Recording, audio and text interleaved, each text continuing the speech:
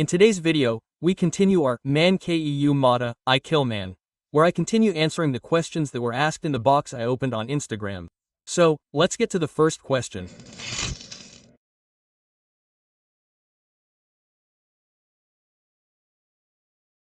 This is a really cool question. What aspects of ancient life impressed me the most, and what else do I want to do? Well, let's go. As someone who works with, let's say, ancient techniques, right, low-tech sciences, I don't really like the term primitive techniques, because, to some extent, I believe there's a certain amount of prejudice, perhaps a stigma surrounding this term, primitive, right?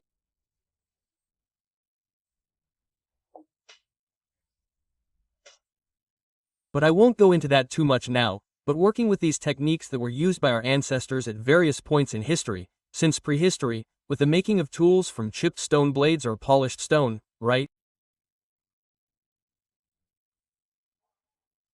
Like the equipment that was used throughout each of these eras, right? You end up noticing some aspects that I believe are inherent there. Well, to human beings, especially back then. I'm not saying that nowadays, obviously, they've ceased to exist, but back then, I think they were much more present in people's daily lives. I'm referring to the ability most of them had to create the items they needed for their daily lives, right, for their everyday lives, considering they didn't have access to all the consumer goods we have today. After industrialization, right, we can get anything these days. We can say it's at our fingertips. Using your cell phone, you can order anything from a pizza, a meal of any kind you can imagine, to shopping for all kinds of products and items, appliances, electronics, clothing, in short, everything you can imagine that is sold and traded among human beings today. Nowadays, you can access this with your fingertips and purchase it using the technology we have available. Back then, it wasn't like that. In the past, it wasn't like that. Our ancestors didn't have the ease and convenience that we have today, right? People lived in very remote communities. They often had to provide for themselves what they didn't have time to get, what didn't arrive in large quantities, or what simply never arrived. Consider that in certain parts of Brazil, for example, those places in the interior were supplied by cattle drivers. Well, at certain points in history, we have historical records showing that demand far exceeded supply, so people couldn't meet the population's needs. This happened here in Minas Gerais during the gold rush in the city of Ouro Preto at times. But what I want to demonstrate with this is that people might not have been able to buy soap to bathe or use soap to wash their clothes. They would have to make their own soap. They couldn't, no, there was no option to call a pharmacy or drugstore delivery service and have the medicine, the pharmaceutical product she needed, delivered to her door.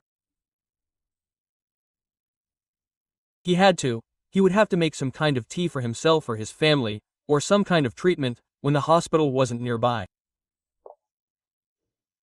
There wasn't a health center nearby, like we have today, right, in greater numbers and greater quantity. This also applies to clothing, things like candles, lamps, equipment, backpacks, coats, and a lot of blankets. So, people in the past were much more creative in using the resources available in the environment to overcome problems, right? And they couldn't rely much on outside help anymore. They had to be largely self-sustainable. I've said in several videos, I don't believe in absolute 100% self-sustainability of human beings. I believe that to some extent, we will always need the expertise, skill, knowledge, and often the care of others as well. That's my opinion, but to a large extent, especially compared to today, these people in the past had much more autonomy in terms of producing these items for themselves, right? At least the most basic things.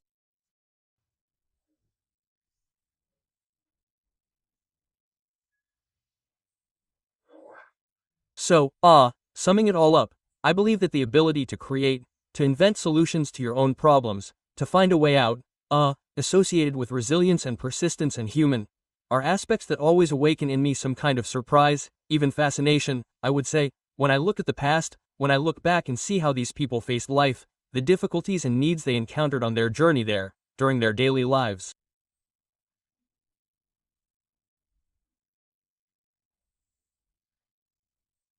Well, now about something I'd like to do, but I haven't yet.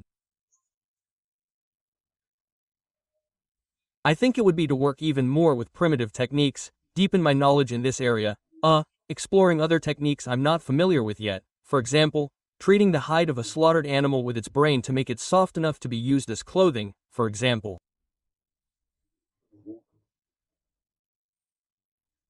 This is a technique that, although I know the theory, let's say, I've never had the opportunity to put my hands to the practice and actually understand and learn how it's done.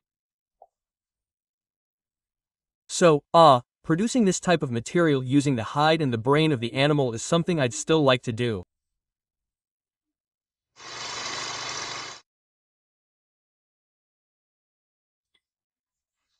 Next question. How to sanitize utensils, pans, especially with this material we use for camping, without polluting the environment and without causing too much harm to nature? That's a very good question, and a very common one too. We know that using, for example, detergent or even soap, the kind we buy industrially, well, that will end up having some kind of impact on the environment when you're cleaning your utensils, for example, when camping. So, ideally, we should use certain techniques and ways to clean there with some efficiency, without causing this impact. And one of the ways we can do this type of cleaning would be using something I did and still do quite often, which is a very old technique called RER. The term comes from using sand, that's why it's called RER. You can take sand, fine gravel, various granules, right, of different sizes there, just by hand. You fill it there, take the pan and start scraping, washing it inside the container, scraping that material. And the abrasiveness of that sand, those small, fine gravels, loosen the dirt, allowing you to remove it and clean it, even your dishes, without having to use detergent.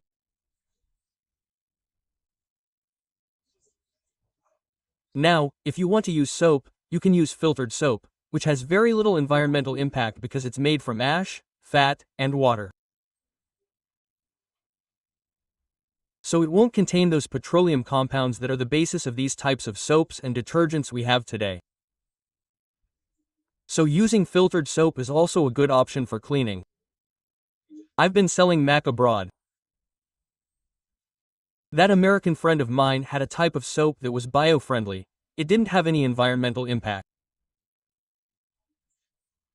I don't know how it was made, but it seems to me that there's some type of soap available on the market that has very little environmental impact, no environmental impact at all.